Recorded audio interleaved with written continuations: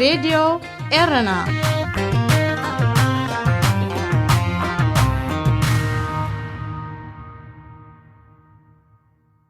መንግስቲ ኢትዮጵያ ኣብ ትግራይ ሓድሽ መሰጋገር መንግስቲ ክመስርት ምዃኑ ፍሊጡ ባይቶ ሃገር ብቀዳም 7 ሕዳር ኣብ ዝወዓሎ ኣኼባ ኣብ ትግራይ ስርዓት ሕጊ ንምኽባር ሓድሽ ጊዜያዊ ዞባዊ መንግስቲ ክመስረት ኣብ ስምምዕ ከም ዝበጽሐ ፍሊጡ እዚ መስረት ጊዜያዊ መንግስቲ ብተወሳኺ ባጀት ምጽዳቕን መስርሕ ሃገራዊ ምርጫ ምስላጥን ክነጥፍ ምዃኑ ተገሊጹ ክልላዊ መንግስቲ ትግራይ ብወገኑ እቲ ፌደራላዊ መንግስቲ ጊዜኡ ዝሓለፎ ስለ ዝኾነ ሕጋዊ ይኮነን ብምባል ንኩሉ መጥቃዕታት ንምምካት ድሉ ከም ዘሎ ይገልጽ ኣብ ዝሓለፈ ሳልስቲ ፌደራላዊ መንግስቲ ኣብ ዝተፈላለዩ ከባቢታት ትግራይ ናይ ነፈርቲ መጥቃዕቲ ከም ዘካየደ ብወግዓዊ ልሳኑ ቢሉ ገሊጹ እዩ ቀዳማይ ሚኒስተር ሃገር እውን ብቴሌቪዥን ኣብ ዘመሓላለፎ መልእኽቲ ተወሳኺ ናይ ነፈርቲ መጥቃዕቲ ክካየድ ስለ ዝኽእል ህዝቢ ብእኩብ ከይንቀሳቐስ ተሓሳሲቡ ንሱ ብተወሳኺ ወተሃደራዊ መጥቃዕቲ ደው ዝብል እቶም ቀንዲ ኣሳበብትን መራሕትን ዝተፈጢሩ ዘሎ ኩነታት ኣብ ሕጊ ምስ ዝቐርቡ ጥራዩ ክብል ገሊጹ ሓያሎ ኣህጉራውያን ውድባትን መንግስታትን ነዚ ኣብ ኢትዮጵያ ተፈጢሩ ዘሎ ቅልውላው ሰላማዊ ፍታሕ ክርከቦ ጻውዒት የቕርቡ እኳ እንተለዉ ብክልቲኦም ወገናት ዝስማዕ ዘሎ ኣዋጅ ኩናት ናብ ካልእ ዞባታት ሃገር ክልሕምን ንህዝቢ ግዳይ ዝገብር ከም ዝኸውንን ብኣግኡ መጠንቀቕታታት የቕርብ ኣሎ ብፍላይ ኣገልግሎታት ቴሌፎንን ኢንተርኔትን ኣብ ትግራይ ተቋሪጹ ምስ ምህላው ሓቀኛ ኩነታት ተፈጻሚ ንምፍላጡ ኣጸጋሚ ኮይኑሎ እዚ ናብ ሙሉእ ብረታዊ ጎንፂ ሰጊሩ ዘሎ ቅልውላው ኢትዮጵያ ኣብቲ ሃገር ንዝርከቡ ብኣማይታ ሽሓት ዝቝጸሩ ኤርትራውያን ብቐጥታ ዝጸሉ ስለ ዝኾነ ኣብ መላእ ዓለም ዝርከቡ ዜጋታት ምትሕብባር ከርእዩ ካብ ተጣበቕቲ መሰላት ጻውዒት ይቐርብ ኣሎ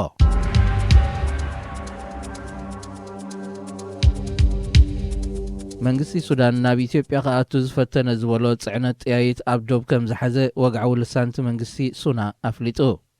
ኣገልግሎት ዜና ሱዳን ብቐዳም 7 ሕዳር ኣብ ዘመሓላለፎ ዜና እቲ ኣብ ገዳርፍ ዝተታሕዘ ጥያይት ክሳብ 95,000 ዝበጽሕ ኮይኑ ብናይ ኣዱግ ዓረብያታት ተጻዒኑ ክሰግር እንከሎ እዩ ብሰራዊት ሱዳን ተታሒዙ ኣቐዲሙ እቲ ሓበሬታ በፂሕዎ ከም ዝነበረ ዝሓበረ ወተሃደራዊ ስለያ ሱዳን ብኣግኡ ኣብ ዶብ ተዳልዩ ከም ዝጸንሐ ይገልጽ ሱዳን ምስ ዞባታት ትግራይን ጎንደርን ናይ ኢትዮጵያ ዝዳወብ ክሳብ 265 ኪሎ ሜትር ዝበጽሕ ዶባታ ኣብ መንጎ ሰራዊት ፌደራላዊ መንግስትን ህወሓትን ውግእ ድሕሪ ምጅማሩ ዓጽያቶያ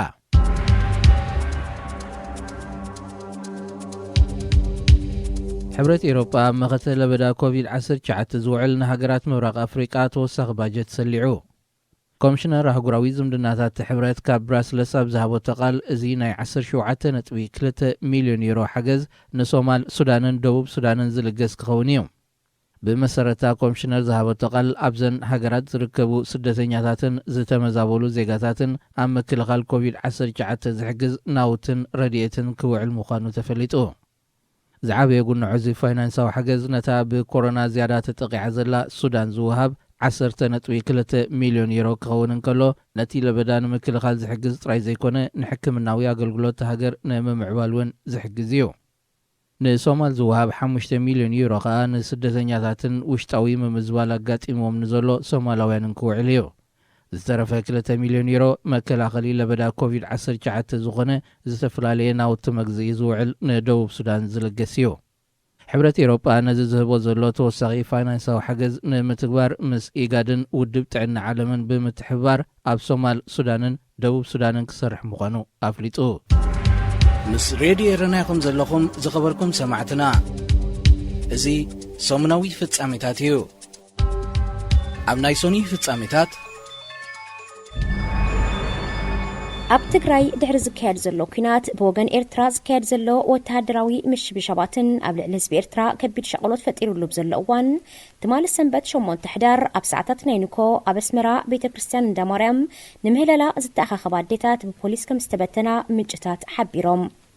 ፖሊስ ነተን ኣዴታት ምስ ኮሮና ቫይረስ ብዝተሓዝ ዝወፅ ኣዋጅ ክትኣኻኸባ ኣይፍቀድን እዩ ብዝብል እዮም በቲኖመን እንተኾነ ኣብ ኤርትራ ካብ ስጋት ኮሮና ቫይረስ ንላዕሊ ወራር ዕስለን በጣን ኣብ ትግራይ ዝካየድ ዘሎ ኩናት ናብ ኤርትራ ከይግንፍለን ዝዓበየ ናይ ዝእዋን ዝስጋት ኮይኑሎ እዚ ከምዚ ኢሉ እንከሎ ኣብ ሓያሎ ከባቢታት ኤርትራ ግፋእ ብጻዕቂ ይቕጽል ኣሎ ይኹን እምበር ኣብዚ እዋን እዚ ናብ ኩናት ኣትዩ ዝመውት መንእሰይ ንኸይህሉ ህዝቢ ኤርትራ ካብ ዝሓለፈ ኩናት ተማሂሩ ክነቕሓሉን ብጉሁድ ክቃወሞን ዝተፈላለዩ ኤርትራውያን ውድባት ማሕበራትን ነጠፍተኛታትን መልእኽታቶም ምትሕልላፍ ይቕጽሉ ኣለዉ።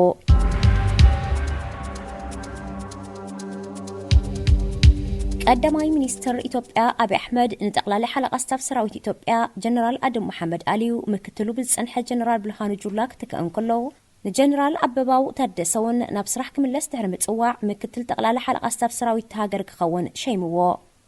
ምሉእ አድህብኡ ናብ ኩናት ትግራይ ገይሩ ዘሎ አብይ አሕመድ ቤት ጽሕፈቱ ትማሊ 8 ሕዳር ኣብ ዘውፅኦ ሰበስልጣን ናይ ምቅያር መግለጺ ኣመሓዳሪ ክልል ኣምሓራን ዝነበረ አቶ ተመስገን ጥሩነህ ሓላፊ ሃገራዊ ውድሕነትን ጸጥታን ኢትዮጵያ ከም ዝገበሮ አፍሊጡ። አቶ ተመስገን ጥሩነህ ኣብ ልዕሊ ህዝቢ ትግራይ ሕሉፍ ጽልኢ ከም ዘለዎን ኣብ ዝተፈላለየ ናይ ኣኼባ ኣጋጣሚታት ከም ዘክዶን እዩ ዝዝረበሉ። እቲ ቀዳማይ ሚኒስተር ብዘይካዚ ንሚኒስተር ጉዳያት ወጻኢ አቶ ገዱ እንዳርጋቸው ናብ ደረጃ ኣማኻሪ ኣብ ጉዳይ ጸጥታ ውሪዱ ካብ ስልጣኑ ድሕሪ ምእላይ ብምክትል ቀዳማይ ሚኒስተር አቶ ደመቀ መኮነን ተኪእዎ ኣሎ። አብይ አሕመድ ኣብ ስልጣን ካብ ዝመጽእ ኣብ ዝኽልተ ዓመታት ተደጋጋሚ እዋን ምቅያራት ሰበስልጣን ክገብር እኳ እንተጸንሐ ኣብዚ እዋን እዚ ናብ ናይ ሲቪል ይኹን ወተሃደራዊ ስልጣን መንግስቲ ንዝጸንሑ ተጋሩ ብምእላይ የካይዶ ብምህላው ብዙሕ ትንታነታት ይወሃበሉ። ብፍላይ ወሰንቲ ስልጣናት ናይቲ መንግስቲ ብተወላዶ ኣምሓራ ይምላእ ብምህላው ኣብ ህዝቢ ኦሮሞ ዘይዕጋበት ከም ዝፈጠረ ብመንገዲ ማሕበራዊ ሚድያታት ዝዝርጋሕ ዘሎ ርእይቶታት ይእንፈት። ብፍላይ ኣብ አዲስ አበባ ተወላዶ ትግራይ ብምዃኖም ጥራይ ሓያሎ ነጋዶን ሰበስልጣን መንግስቲ ነበረን ማእሰርትን ግፍዕታትን ይበጽሖም ከም ዘሎ ይዝረብ። እዚ ኣብ ልዕሊ ተወላዶ ትግራይ ዝፍጸም ዘሎ ብሄር ዘነጻጸረ መጥቃዕታት ንኤርትራውያኑን የስግኦም ከም ዘሎ ስክፍቶም ይገልጽዮም። ከቢድ ጸጥታዊ ሓጓፍ ዝጸንሖ መንግስቲ ኢትዮጵያ ኣብ ትግራይ ሙሉእ ኩናት ምእዋጁ እቲ ሃገር ናብ ምብታንን ሙሉዕን ወጸጥታን ከይተምርሕ ስጋት ኣሎ። ብፍላይ ኣብ ክልል ኦሮሚያ ምዕራብ ወለጋ ዝንቀሳቐስ ንናጽነት ኦሮሞ ዝጠልብ ዕጡቕ ሓይሊ ነቲ ኣብ ሰሜን ተኸሲቱ ዘሎ ኩናት ብምዝማዝ ምንቅስቓሳቱ ሓይሉ ይርከብ። እዚ ከምዚ ኢሉ እንከሎ ኣብ መወዳእታ ወርሒ ጥቅምቲ ኣብ መንጎ ዕጡቓት ክልላት ዓፈርን ሶማልን ብዝተኻየደ ግጭት ካብ ክልቲኦም ወገን 10 ሰባት ከም ዝተቐትሉ ተረጋጊጹ ኣሎ። ኢትዮጵያ ብሰንኪ እዚ ሕጂ ኣብ ትግራይ ተጓሂሩ ዘሎ ተወሳኺ ግጭት ሚልዮናት ካብ መነባብሮኦም ክመዛበሉ ምዃኖም ሕቡራት ሃገራት ኣጠንቂቑ።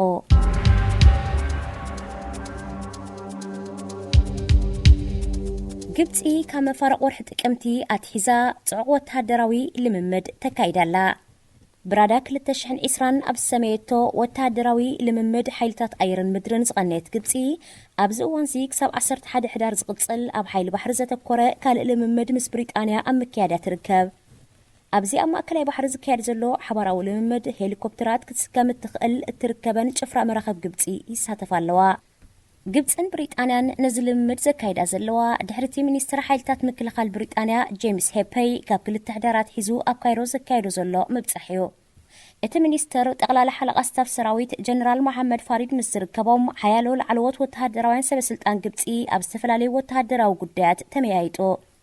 ግብፂ ምስ ሱዳን እውን ተመሳሳሊ ሓባራዊ ወተሃደራዊ ልምምድ ንምክያድ መደብ ከም ዘለዋ ኣብቲ ሃገር ምብጻሕ ዘካየደ ጀነራል መሐመድ ፋሪድ ኣቐዲሙ ገሊጹ እዩ።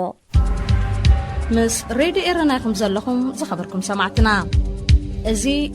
ሰሙናዊ ፍጻሜታት እዩ። ኣብ ናይ ሶሉስ ፍጻሜታት መንግስቲ ኢትዮጵያ ኣብ ክልል ትግራይ ኣብ ዘካይዶ ዘሎ ውግእ ከቢድ ናይ ሰብ ክሳራታት ይስዕብ ከም ዘሎ ኣህጉራዊ ትካል ሓካይም ብዘይዶብ ኣፍሊጡ። እቲ ትካል ኣብ ሳልስቲ እዚ ኣብ ዝሃቦ መግለጺ ንክልላት ትግራይን ኣምሓራን ኣብ ዘዳውብ ሓደ ቦታ ጥራይ ልዕሊ 60 ውግኣት ከም ዝተሓከሙ ኣረጋጊጹ። ዘጋርዲያን ንሓደ በዓል መዚ ጥዕና ብምጥቃስ ኣብ ዘቕረቦ ካልእ ሓበሬታ ድማ ኣብቲ ከባቢ ኣስታት 100 ዝኾኑ ውግኣት ሰራዊት መንግስቲ ኢትዮጵያ ከም ዝተሓከሙ ኣመልኪቱ። መንግስቲ ኢትዮጵያ ኣብ ክልል ትግራይ ኩናት ካብ ዝኣወጀሉ ኣብ ሻድሻይ መዓልቱ ሓደ ቦታታት ከም ዝተቆጻጸረ እንተዘይኮይኑ ኣብ ሰብን ንብረትን ዝበጽሕ ዘሎ ጉድኣት ኣይሓበረን። ክልላዊ መንግስቲ ትግራይ ብወገኑ ህዝቢ ክድብድባ ካብ ዝወፈራ ነፈርቲ ንሓንቲ ብሚሳይል ወቂዑ ከም ዘውደቐ ከረጋግጽ እንከሎ ንጽባሒቱ ድማ ካልእ ነፋሪት ከም ዝተደግመት ይዝረባሎ። መንግስቲ ኢትዮጵያ ብክልላዊ መንግስቲ ትግራይ ንዝተዋህበ ንምውዳቕ ነፋሪት ዝምልከት ሓበሬታ ውጹእ ሓሶት እዩ ክብል ነጺግዎ። ድሮ ኣብ ከባቢታት ዶባት ትግራይን ኣምሓራን ዝርከብ ህዝቢ ከፈናቐል ጀሚሩ ምህላው ኣብ ዝሕበረሉ ዘሎ እዋንካ ሕቡራት ሃገራት ቁፅሪ ናይቲ ቤት ኩናት ዝመዛበሉ ሰባት ኣስታት 9 ሚልዮን ክበጽሕ ከም ዝኽእል ኣጠንቂቑ። ዋና ጸሓፊ ሕቡራት ሃገራት አንቶኒዮ ጉተረሽ ናብ መንግስቲ ኢትዮጵያ ዘቕረቦ ናይ ሽምግልና ተበግሶ ዛጊት ዝኾነ ምላሽ ኣይተዋህቦን። እዚ ከምዚሉ እንከሎ ሃገራዊ ባንኪ ኢትዮጵያ ኣብ ክልል ትግራይ ዝርከባ ኩለን ባንክታት ካብ ስርሐን ደው ክብላ ብወግዒ ኣውጁ እቲ ባንክ ነዚ ዘኣወጀ ኣብ ልዕሊ ባንክታት ናይ ዝምታ ምልክታት ስለ ዝተረኣየዩ ኢሉ ይኹን እምበር እቲ ሃገራዊ ባንክ ዘሕለፉ ኣዋጅ መቐጸልታ ናይቲ መንግስቲ ኢትዮጵያ ኣብ ልዕሊ ህዝቢ ትግራይ ዝገብሮ ዘሎ ጸቕጢ ምዃኑ እውን ይግለጽ እዩ ኣብ ክልል ትግራይ ልዕሊ 600 ባንክታት ከም ዘለዋ ይፍለጥ ካብ ናይ ኢትዮጵያ ዜና ከይወፃእና ኣብ ክልል ኦሮሞ ምዕራብ ወለጋ እውን ሓያል ኩናት ይቕጽል ከም ዘሎ ዝተፈላለዩ ምንጭታት ዜና ካብቲ ሃገር ሓቢሮም ኣቐዲሙ እውን ጸጥኡ ኣብ ሰንኮፍ ጸንሐ ዞባ ምዕራብ ወለጋ ምስቲ ኣብ ትግራይ ተኣውጅ ዘሎ ኩናት ተተሓሒዙ ዕጡቓት ኦሮሞ መጥቃዕታቶም ብምቕጻል ሓያሎ ከባቢታት ከም ዝተቖጻጸሩ ተመልኪቱ ሙሉእ ኣተኩርኡ ናብ ትግራይ ገይሩ ዘሎ ፈደራላዊ መንግስቲ ኢትዮጵያ ብዛዕባ እቲ ኣብ ዝተፈላለየ ክፋላት ሃገር ዝነትግ ዘሎ ግጭታት መግለጺታት እውን ይህበሉ የለን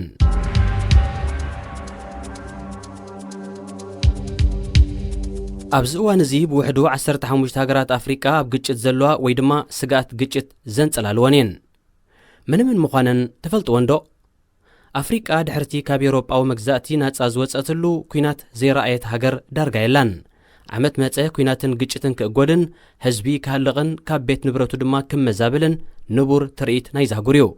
ዓለምና ለበዳ ኮሮና ቫይረስ ንምምካት ብቁጠባ ስነ ፍልጠታዊ ምርምራት ሕክምናን ካልእን እትረባረበሉ ኣብ ዘላ ግዜ እውን እንተኾነ ኣፍሪቃ ልማዳ ንዝኾነ ግጭትን ወረ ግጭትን ኣይሓደገትን ኣብ ሰዓት እዚ ንኤርትራ ሓዊስካ ብውሕዱ 15 ሃገራት ዛህጉር ኣብ ግጭት ዘለዋ ወይ ድማ ግጭት ዘንጸላልወን እየን ብዘይካ ንሒደት ዓመታት ነዚ ዝሓለፈ ልዕሊ 100 ዓመታት ካብ ኩናት ዕሪፋ ዘይትፈልጥ ኢትዮጵያ ሱዳን ሶማል ዩጋንዳን ደቡብ ሱዳንን ብምብራቕ ማሊ ናይጄርያ ኒጀር ብምዕራብ ማእከላዊ ሪፐብሊክ ኣፍሪቃ ቻድን ዴሞክራሲያዊት ሪፐብሊክ ኮንጎን ኣብ ማእከል ሊብያ ድማ ብሰሜን እተን ብቐረባ ክጥቀሳ ዝኽእላ ኣብ ግጭት ዘለዋ ሃገራት ኣፍሪቃ እየን ኣብ ከም በዓል ኢትዮጵያ ሶማል ሊብያ ኮንጎን ካልኦትን እቲ ግጭት ብቐጥታ ኣብ ውሽጢ ከርሰን ክካየድ እንከሎ ካልኦት ድማ ካብ ጎረባብቲ ሃገራት ዝገንፈለ ጽልዋን ጽላሎትን ኩናት እዩ ኣብ ሃገራት ኣፍሪቃ ዘሎ ግጭታት መብዛሕቱ ብብሔር ቀቢላን ሃይማኖትን ዝተበጋገሰ እኳ እንተኾነ ኣውራ ጠንቁ ግና ናይ ምልኪ ስርዓታት መንግስትን ትካላዊ ኣሰራርሓ ዘይክተል ዘይብቑዕ ምሕደሮኦምን ዝፈጠሮ እዩ ኣፍሪቃ ካብ ውግእን ወረውግእን ስደትን ምምዝባል ሰባትን ጥሜትን ሰብኣዊ ቅልውላውን እትዕርፈሉ እዋን ይህሉ ዶ ይኸውን መዓስ ተንተንቲ ኣፎም መሊኦም ክምልስዎ ዘይክእሉ ሕንቅልሊተይ ናይ ዛህጉር እዩ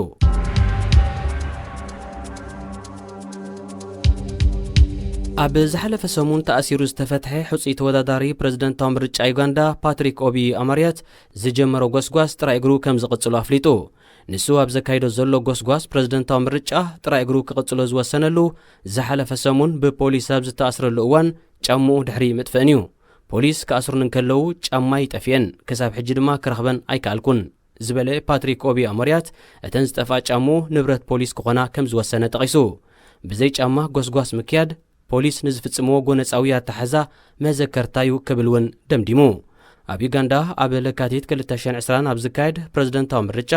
ነቲ ን34 ዓመታት ኣብ ስልጣን ዝርከብ ፕረዚደንት ዮወሪ ሙሴቬኒ ክብድሁ ይኽእሉ እዮም ዝተባህሉ ክልተ ሕፁያት ተወዳደርቲ ዝሓለፈ ቅንያት ከም ዝተኣስሩ ተሓቢሩ ነይሩ እዩ ምስ ሬድዮ ኤረና ኢኹም ዘለኹም ዝኸበርኩም ሰማዕትና እዚ ሰሙናዊ ፍጻሜታት እዩ ኣብ ናይ ረቡዕ ፍጻሜታት ቀዳማይ ሚኒስተር ኢትዮጵያ አብይ አሕመድ ኣብ ትግራይ ዝኸፈቶ ኩናት ስለ ዝፈሸሎ ካብ ፕሬዚደንት ኢሳያስ ሓገዝ ብምሕታት ኣብ ሕመራ ናይ ከቢድ ብረት ደብዳቤ ካይድን ኣብ ከባቢታት ባድመ ድማ ኩናት ተኸፊቱ ምህላውን መንግስቲ ክልል ትግራይ ገሊጹ ይኹን እምበር መንግስቲ ኤርትራ ነቲ ብመንግስቲ ክልል ትግራይ ዝተዋህበ መግለጺ ነጺግዎ ኣሎ ሚኒስተር ጉዳያት ወጻኢ ዑስማን ሳልሕ ንሮይተርስ ብቴሌፎን ኣብ ዝሃቦ ቃል እዚ ናይ ኢትዮጵያ ውሽጣዊ ጉዳዩ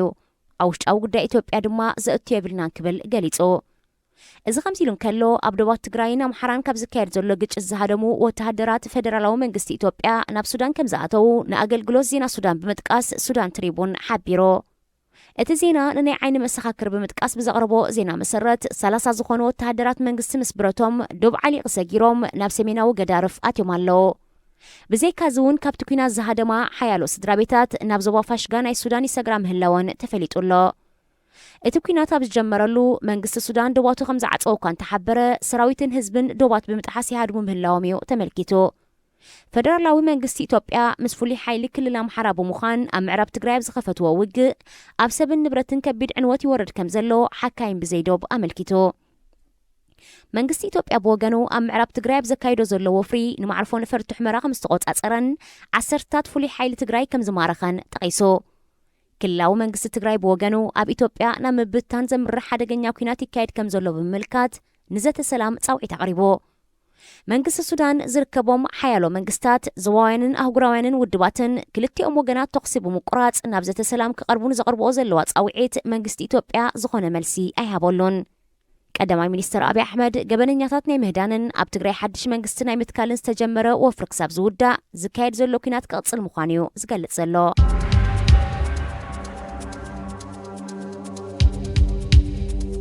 ልኡኽ እስራኤል ኣብዚ ሰሙን እዚ ናብ ሱዳን ወግዓዊ ናይ ስራሕ ምብጻሕ ክካየድ ምዃኑ ተገሊጹ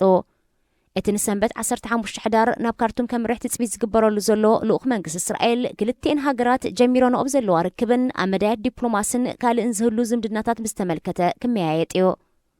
ክልቲአን ሃገራት ኣብ ንግዲ ሕርሻን ጉዳይ ስደተኛታትን ብዝምልከት ክትሓበራ ምዃነን ኣቐዲሙ ክትጥቀስ ጸኒሕዮ እስራኤልን ሱዳንን ኣብ 23 ጥቅምትየን ብመንጎኝነት ፕሬዚደንት ኣሜሪካ ዶናልድ ትራምፕ ታሪኻዊ ዝምድና መስሪተን ኣምሳያኡ ድማ ምምሕዳር ትራምፕ ንሱዳን ካብ መዝገብ ሽበራ ዝምውላ ሃገራት ሰሪዝዋ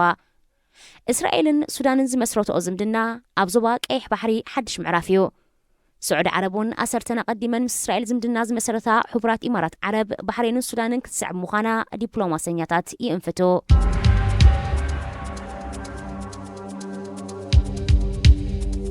ላዕለዎት ሰበስልጣን ብሪጣንያን ፈረንሳን ኣብ ግብፂ ምብጻሕ ፈጺሞም በሚኒስተር ጉዳያት ወጻኢ ፈረንሳ ጆን ኢቭ ለድሪያን ዝምራሕ ላዕለዋይ ልኡኽ መንግስቲ ፈረንሳ ናብ ግብፂ ምብጻሕ ኣካይዱ እቲ ሚኒስተር ብ7-8 ሕዳር ኣብቲ ሃገር ዝጸንሓሉ ምስ ፕሬዚደንት ዓብደልፈታሕ አልሲስን ካልኦት ሰበስልጣንን ኣብ መንጎ ፈረንሳን ግብፅን ብዛዕባ ዘሎ ኩሉ መዳያዊ ርክባት ብዝምልከት ትሕምምያጡ ብዛዕባ እቲ ኣብ መንጎ ፈረንሳን ሃገራት እስላምን ዝተፈጥሮ ጉዳይ ሃይማኖት እስልምና ብዝምልከት እውን ዘትዩ ብዘይካዚ እቲ ልኡኽ ኣብ ዞባ ማእከላይ ምብራቕ ብፍላይ ድማ ኣብ ሊብያ ዘሎ ምዕባለታት ተመኻኺሩ ግብፂ ንላዕለዋይ ልኡኽ ፈረንሳ ድሕሪ ምፍናው ብሓላፊ ስልያ ብሪጣንያ ዝተመርሐ ላዕለዋይ ልኡኽ ብሪጣንያ ኣእንጊዳ ሓላፊ ናይቲ BMI 6 ዝፍለጥ ስልያ ብሪጣንያ ሪቻርድ ሞር ምስ ፕሬዚደንት ግብፂ ዓብደልፈታሕ አልሲስን ሓላፊ ጸጥታ ግብፂ ጀነራል ዓባስ ከማልን ኣብ ዝገበሮ ርክብ ክልቲአን ሃገራት ኣብ ጉዳያት ጸጥታ ሽበራን ዘይሕጋዊ ምስጋር ደቂ ሰብ ኣብ ዝብል ነጥቢ ኣተኪሮም ኣቐዲሙን ብሚኒስትር ሓይልታት ምክልኻል ብሪጣንያ ጄምስ ሄፔይ ዝምራሕ ልኡኽ ኣብ ግብፂ በፂሕዮ ግብፅን ብሪጣንያን ንኣስታት ሓደ ሰሙን ከካይድኦ ዝጸንሓ ሓባራዊ ልምምድ ሓይሊ ባሕሪ ሎሚ 11 ሕዳር ክዛዝማየን ምስ ሬድዮ ኤረና ኢኹም ዘለኹም ዝኸበርኩም ሰማዕትና እዚ ሰሙናዊ ፍጻሜታት እዩ ኣብ ናይ ሓሙስ ፍጻሜታት ኤርትራ ትርከበን ሃገራት ቀርኒ ኣፍሪቃ ወራር ዕስለንበጣ ኣብ ምምካት ከም ዝርከባ ብተደጋጋሚ ክግለጽ ጸኒሑ እዩ ብናይ በረኻ ዝፍለጥ ዕስለንበጣ ካብ መጀመርያ ወርሒ ናይዚ ዓመታት ሒዙ ኣብ ልሙዕ መሬት ከጥቅዕ ድሕሪ ምጽናሕ ሓረስቶት ምህርቶም ናብ ዝእክብሉ እዋን ድማ ብዝያዳ ገኒኑ ይርከብ በዚ ወራር ዕስለንበጣ ብዝያዳ ዝጥቅዓ ዘለዋ ሃገራት ኤርትራ ኢትዮጵያን ሶማልን እየን ብፍላይ ኢትዮጵያን ሶማልን ብሰንኪ ወራር ዕስለንበጣ ኣብ ሰፊሕ ናይ ሕርሻ መሬት ጉድኣት ከም ዝወረደ ክግለጽ እንከሎ ኤርትራ ትከላኸሎ ከም ዘላካ መጥቃስ ሓሊፋ ዝሃበቶ ጸብጻብ የለን ይኹን እምበር ውድብ መግብን ሕርሻን ብዘቕረቦ ጸብጻብ መሰረት ኤርትራ ብትርከበን ሃገራት ዝዞባ ብወራር ዕስለንበጣ ዝሰዓበ ቅልውላው መግቢ ከም ዘሎን እቲ ትካል ድማ ብዝያዳ እንስሳሃስዩ ሓረስቶት ኣብ ምርዳእ ከም ዝርከብን የመልክት እቲ ኣካል ሕቡራት ሃገራት ዝኾነ ትካል ነዚ ወራር ንምምካት ምስ መሻርክቲ ዝከኣሎ ይሰርሕ እኳ እንተሎ ኣብ ሰሜን ኢትዮጵያ ተወሊዑ ዘሎ ኩናት ግና መሰናኽል ኮይንዎ ይርከብ ኣብ ርእሲ እዚ ኣብ ዝመጽእ ወርሒ ታሕሳስ ኣብዘን ሃገራት ካልኣይ ማዕበል ወራር ዕስለንበጣ ክኽሰት ከም ዝኽእል ውድብ መግብን ሕርሻን መጠንቀቕታ የቕርብ ኣሎ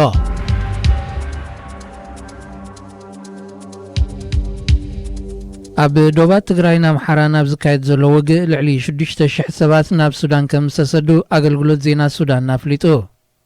እቶም ካብ ቤት ንብረቶም ዝተመዛበሉ ቆልዑን ደቂ ኣንስትዮን ዝርከቦም ኣሽሓት ኢትዮጵያውያን ኣብ ዞባ ገዳርፍ ኣብ ዝርከብ ጊዜያዊ መጽንሖም ተዓቂቦም ዘለዉ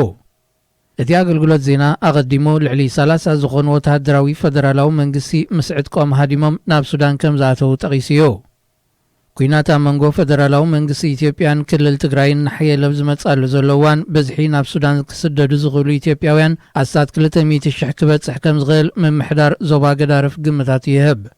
ኣብ ኢትዮጵያ ተወሊዑ ዘሎ ኩናት ከም ዘተሓሳሰባ ዝገለጸት ሱዳን ናይ ሽምግልና ተበግሶ ክትወስድ ከም እትደልወን ብወግዒ ፍሊጣ እያ። ኢትዮጵያ ብወገና ብዛዕባ እዚ ንደቡብ ሱዳን ክጸሉ ዝኽእል ኩናት ብዝምልከት ካብ ቀዳማይ ሚኒስተር ዝተላከ ደብዳቤ ብኢድ ኣማኻሪ ሃገራዊ ድሕነት ኣቶ ገዱ ኣንዳርጋቸው ኣቢላ ናብ ጊዜያዊ መንግስቲ ሱዳን ኣብፂሓ እያ። ብሰንኪ እዚ ኩናት ኣሳት 9 ሚልዮን ሰባት ካብ መነባብሮኦም ክመዛበሉ ከም ዝኽእሉ ዘጠንቀቐ ሕቡራት ሃገራት ክልቲኦም ወገናት ናብ መኣዲ ዘተ ክቐርቡ ጸዊዑ። ፈደራላዊ መንግስቲ ኢትዮጵያ ካብ ዝኾነ ወገን ዝቐርብ ዘሎ ናይ ዘተን ዕርቅን ሓሳብ ደጋጊሙ ነጺግዎ እዩ። ንሰበ ስልጣን ክልላዊ መንግስቲ ትግራይ ብምእሳር ነቲ ኣብ ትግራይ ዝካየድ ዘሎ ኩናት ኣብ ዝሓፀረ ክዛዝም ምዃኑ እዩ ቀዳማይ ሚኒስተር ኢትዮጵያ ኣብይ ኣሕመድ ዝገልጽ። እንተኾነ እቲ ኣብ ሰሜን ኢትዮጵያ ተወሊዑ ዘሎ ኩናት ገና ኣብ መጀመሪ እዩ ዘሎ ዝበሉ ሓያሎ ተንተንቲ ነታ ሃገር ናብ ናይ ነዊሕ ዓመታት ሓድሕዳዊ ግጭትን ምብትታንን ከምርሓ ከም ዝኽእል ይእምቱ።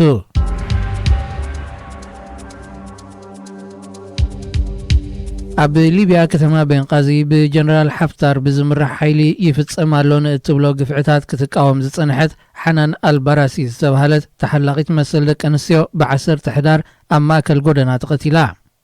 ንሳ ብ10 ሕዳር ቀትሪ ኣብ ዕሙር ጎደና ማእከል ቤንቃዚ ብመኪና እናተጓዓዘት እንከላ መንነቶም ዘይተፈልጡ ዕጡቓት ተኸታቲሎም ከም ዝቐተልዋ ይተሓቢሩ። 46 ዓመት ዝዕድሚያ ሓናን ዕጡቓት ጀነራል ሓፍታርን ንዕኡ ዝድግፉ ሚሊሻታትን ኣብ ምብራቃዊ ሊብያ ብፍላይ ድማ ኣብ ቤንቃዝን ከባቢያን ኣብ ልዕሊ ደቂ ኣንስትዮን ዝፍጽምዎ ጾታዊ ዓመፅን ግፍዕን ብግሁድ ክትቃወም እያ ጸኒሓ። እዛ ብማሕበራዊ ሚድያን ካልእ ኣጋጣሚታትን ንመሰል ደቂ ኣንስትዮ ክትጣበቕ ዝጸንሐት ሊብያዊት ሒደት ደቓይቕ ቅድሚ ምቕታላ ኣብ መኪና ኮይና ብዛዕባ ሓንቲ መንእሰይ ዝተፈጸመ በደል ዘዝንቱ ናይ ቪድዮ መልእኽቲ ብፌስቡክ ከም ዘመሓላለፈት ብጾታ ገሊጸን። ሓናን ብዘይካዚ ብማሕበራዊ ሚድያ ተመሓላልፎ መልእኽታት ንመሰል ደቂ ኣንስትዮ ዝጣበቕ ማሕበር እውን ነይርዋ እዩ። ቅድሚ 1 ዓመትን መንፈቕን እውን ሲሃም ሰርጊዋ ዝተባሃለት ተጣባቒት መሰል ደቂ ኣንስትዮ ኣብ ከተማ ቤንቃዚን ካብ ዝርከብ መንበሪ ቤታ ብዕጡቓት ድሕሪ ምጭዋያ ዛጊት ሃለዋታ ኣይተፈልጠን። ምስ ሬድዮ ኤረና ኢኹም ዘለኹም ዝኸበርኩም ሰማዕትና እዚ ሰሙናዊ ፍጻሜታት እዩ። ኣብ ናይ ዓቢ ፍጻሜታት ሰራዊት መንግስቲ ኢትዮጵያ ኣብ ክልል ትግራይ ካብ ዘካይዶ ዘሎ ኩናት ናይ ዝሃደሙ ብዝሒ ኢትዮጵያውያን ልዕሊ 11,000 ከም ዝበጽሐ ላዕለዋይ ኮሚሽን ስደተኛታት ሕቡራት ሃገራት ካብ ሱዳን ሓቢሩ።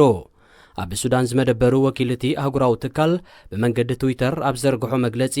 ዋሕዚ ኢትዮጵያውያን ሓተት ዕቑባ ብኣሽሓት ይቕጽል ከም ዘሎ ኣፍሊጡ። ካብቶም ናብ ሱዳን ዝሃድሙ ዘለዉ ኣሽሓት ኢትዮጵያውያን ዕጡቓት ከም ዝርከብዎምን ተፈሊጡሎ። ምብራቕ ሱዳን ድሮ ልዕሊ 100,000 ኤርትራውያን ዓቂቡ ከም ዘሎ ዘመልከተት መግለጺ ኣብዚ እዋን እዚ ድማ ብሰንኪ ኣብ ኢትዮጵያ ዝካየድ ዘሎ ኩናት ልዕሊ 200,000 ኢትዮጵያውያን ክጽንበርዎ ከም ዝኽእሉ ኣሚቱ። ኣህጉራዊ ማሕበረሰብ ነዚ ብወገን ኢትዮጵያ ዘጋጥም ዘሎ ሰብኣዊ ቅልውላው ህጹጽ ሓገዛት ከበርክት ድማ ጻውዒት ኣቕሪቡ። ናብ ትግራይ ዘእቱ መስመራት ብሰንኪ ኩናት ተዓጽዩ ምህላው ህዝቢ ተኸባቢ ጥራይ ዘይኮነ ኣብቲ ክልል ኣብ ዝርከብ ማዓስከራት ተዓቂቦም ዘለዉ ኣስታት 110,000 ኤርትራውያን ብኸቢድ ክጽልዎ ምዃኖም ሕቡራት ሃገራት ኣጠንቂቑ። ኣብ መንጎ ሰራዊት መንግስቲ ኢትዮጵያን ክልል ትግራይን ኣብ ዝካየድ ዘሎ ኩናት ብዘይካቲ ፈጢርዎ ዘሎ ሰብኣዊ ቅልውላው ከቢድ ናይ ሰብ ክሳራታት የስዕብ ከም ዘለውን ይጥቀስ እኳ እንተሎ ካብ ክልቲ ወገን ናይ ዝሞቱን ዝቆሰሉን ብዝሒ ብልክዕ ክፍለጥ ኣይተኻለን። መንግስቲ ኢትዮጵያ ከም መቐጸልታ ናይቲ ኣብ ክልል ትግራይ ዘካይዶ ዘሎ ኩናትን ናይ ፕሮፓጋንዳ ዘመተን ኩሎም ኣብ ስልጣን ዘለውን ሰበ ስልጣን ነበርን ከምኡ ድማ ኣዘዝ ሰራዊትን ተወላዶ ትግራይ ክእሰሩ ትእዛዝ ኣመሓላሊፉሎ። ኣብ ትግራይ ዝካየድ ዘሎ ኩናት ኣብ ዝሓፀረ ክዛዘም ምዃኑ ዝገልጹ ኣዘዝቲ ሰራዊት ኢትዮጵያ ብወገኖም ብዙሕ ከባቢታት ትግራይ ከም ዝተቆጻጸሩ ጸጸኒሖም ይሕብሩ እኳ እንተለዉ ሓቅነቱ ግና ብናጻ ኣካል ክረጋገጽ ኣይከኣለን። ብወገን ትግራይ ኣገልግሎታት ኢንተርነትን ቴሌፎንን ተቋሪጹ ምስ ምህላው ሓበሬታ ንምርካብ ኣጸጋሚ ኮይኑ እኳ እንተሎ ካብ ወፃኢ ሃገራት ዝመሓላለፋ ማዕከናት ዜና ትግራይ ግና ኣሽሓት ሰራዊት መንግስቲ ኢትዮጵያ ከም ዝተቐትሉን ከም ዝተማረኹን ይጠቕሳ ኣለዋ።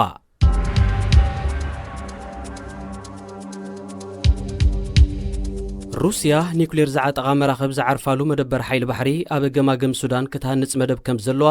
ንወግዓዊ ሓበሬታ መንግስቲ ሃገር ብምጥቃስ ማዕከናት ዜና ካብ ሞስኮ ሓቢረን። ብመሰረቲ ሩስያ ውፅያቶ ዘላ መደብ ኣብቲ ኣብ ከባቢ ፖርት ሱዳን ክነጽ ምዃኑ ዝተሓበረ መደበር ሓይሊ ባሕሪ ኣስታት 300 ኣባላት ሓይሊ ባሕሪ ሩስያ ክዋፈሩ እዮም። እቲ መደብ ኣካል ናይቲ ሩስያን ሱዳንን ኣቐዲመን ዝበጽሕኦ ወተሃደራዊ ስምምዕ ኮይኑ ናብ ትግባረ ንምስግጋሩ ተወሳኺ ውዕል ከም ዘድሊ ተመልኪትሎ። ሩስያ ኣብ ገማግም ቀይሕ ባሕሪ ወተሃደራዊ ማዕስከር ንምኽፋት እትውጥን ዘላ ከም ኣሜሪካ፣ ፈረንሳን ቻይናን ዝኣመሰላ ሓያላን ሃገራት ኣብ ጅቡቲ ዘለወን ወተሃደራዊ ማዕስከራት ኣብ ዘስፋሕሉ ዘለዋ እዋን እዩ።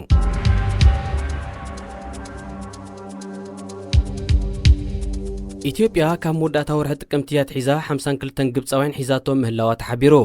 እቶም በጻሕቲ ሃገር ምዃኖም ዝተገልጹ ግብፃውያን ናብ ኩዌት ኣብ ዝተበገሱሉ እዋን ኣብ ኣዲስ ኣበባ ማዕርፎ ነፈርቲ ቦሌዮም ተታሒዞም። ምትሓዞም ግብፃውያን ምስ ምግታእ ለበዳ ኮሮና ቫይረስ ተታሒዙ ዝካየድ ዘሎ ናይ ውሸባ መስርሕ ምዃኑ ብወገን መንግስቲ ኢትዮጵያ ይግለጽ ምህላው ማዕከን ዜና አልሞኒተር ኣፍሊጡ። እንተኾነ እቶም ግብፃውያን ምስቲ ኣብቲ ሃገር ተኸሲቱ ዘሎ ግጭታት ብዝተሓዝ ጸጥታዊ ምትእሳር ተኣሲሮም ከይህልዉ ንዝተፈላለዩ ምንጭታት ምጥቃስ እቲ ማዕከን ዜና ኣመልኪቱ። ሚኒስትሪ ጉዳያት ወፃኢ ግብፂ ብዛዕባ ምትሓዝ ዜጋታቱ ኣመልኪቱ ምስ መንግስቲ ኢትዮጵያ ኣብ ምዝራብ ከም ዘሎ እቲ ምንጪ ሓቢሩ። ሬድዮ ኤረና ሬድዮ ኤረና ካብ ከተማ ፓሪስ ዝመሓላለፍ ብኤርትራውያን ጋዜጠኛታት ዝዳሎ ነፃ ሬድዮ እዩ።